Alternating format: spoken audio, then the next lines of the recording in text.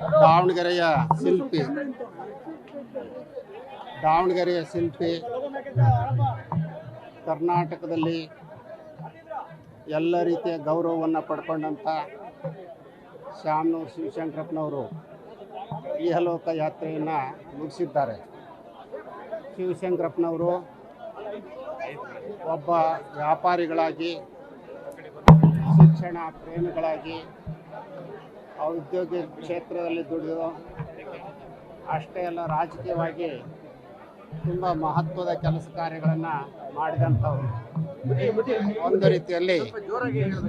ಒಂದು ರೀತಿಯಲ್ಲಿ ಅಜಾತ ಶತ್ರು ಆದಂಥವ್ರು.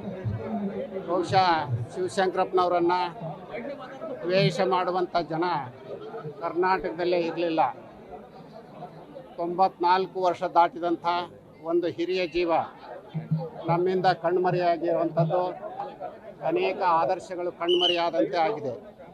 ಅಂಥ ಒಬ್ಬ ಹಿರಿಯ ಚೇತನ ಕರ್ನಾಟಕದಲ್ಲಿ ಇದ್ದರು ಅನ್ನುವಂಥದ್ದೇ ಸಂತೋಷ ಪಡಬೇಕಾದಂಥ ಸಂಗತಿ.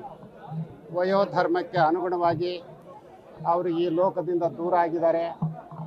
ಅವರ ಸ್ಥಾನವನ್ನು ತುಂಬುವಂಥ ಶಕ್ತಿ ಆ ಮನೆತನದ ಎಲ್ಲ ಸದಸ್ಯರಲ್ಲೂ ಇದೆ. ಆ ಮನೆತನದ ಸದಸ್ಯರು ಶಿವಶಂಕರಪ್ಪನವರ ಎಲ್ಲ ಆದರ್ಶಗಳನ್ನು ಮೈಗೂಡಿಸ್ಕೊಂಡು ಸಮಾಜಮುಖಿಯಾದಂಥ ಕೆಲಸ ಕಾರ್ಯಗಳನ್ನು ಮಾಡುವ ಮೂಲಕ ಆರ್ಥಿಕ, ಸಾಮಾಜಿಕ, ಶೈಕ್ಷಣಿಕ, ಧಾರ್ಮಿಕ ಕ್ಷೇತ್ರಗಳಲ್ಲಿ ದುಡಿತಾರೆ ಅನ್ನುವಂಥ ನಂಬಿಕೆ ನಮಗೆ ಬಂದಿದೆ.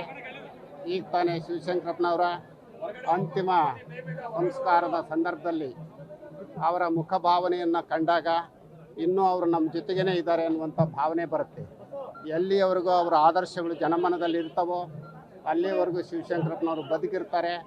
ಅವರು ಅನೇಕ ಜನರನ್ನು ಬೆಳೆಸಿದಂಥವ್ರು, ಸ್ವಾರ್ಥವನ್ನು ಬದಿಗೊತ್ತಿದಂಥವ್ರು, ಅಹಂಕಾರದಿಂದ ದೂರ ಇದ್ದಂಥವ್ರು. ಅಂಥ ಹಿರಿಯ ಚೇತನ ಮತ್ತೆ ಮತ್ತೆ ಮತ್ತೆ ನಮ್ಮ ಜನರಿಗೆ ಸ್ಫೂರ್ತಿ ಆಗಲಿ ಅಂತ ಹಾರೈಸ್ತೇವೆ.